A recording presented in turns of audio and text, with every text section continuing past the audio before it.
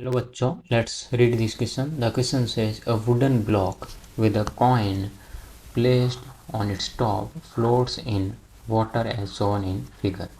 So the distances L and H are shown there. After some time, the coin falls into the water. Then options are given: L decreases and H increases. B, L decreases and H decreases. C, both L and H increases. And D, both L and H are decreasing. तो की concept लिख लेते हैं. की concept तो ये हो जाएगा कंसेप्ट ऑफ बायंसी फोर्स. तो बायंसी फोर्स क्या होता है हमें पता है. लेट्स से डायग्राम से समझ लेते हैं.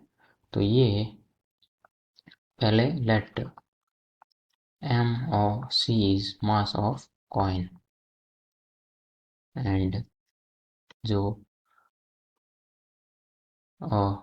रो इज द ब्लॉक है. तो rho block is density of block and rho c is density of हो जाएगा coin and rho is what density of water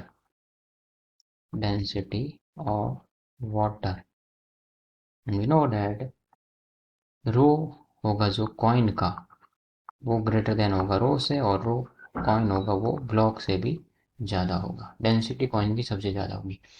तो आगे सॉल्व करते हैं. तो ये कह रहा है कि अब कॉइन है वो वाटर में गिर जाता है. तो बॉयंसी फोर्स क्या लग रहा था. तो पहले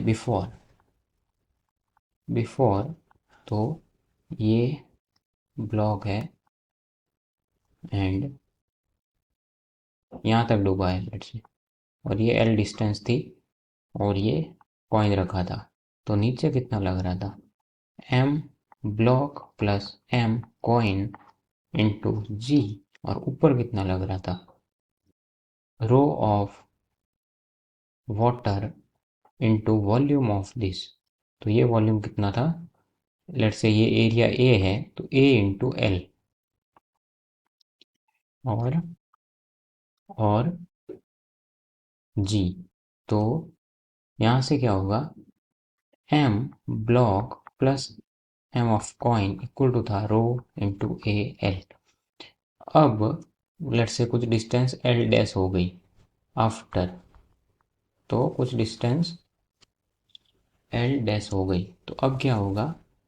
अब ओनली एम ब्लॉक है तो M block equal to rho into A into L dash.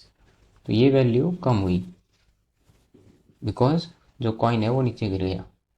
और जो रो इंटू ए एल डैश है तो यहाँ से क्या हुआ. एल डैश क्या होगा. यदि एम इधर कम हुआ है तो एल डैश भी कम होगा. तो एल विल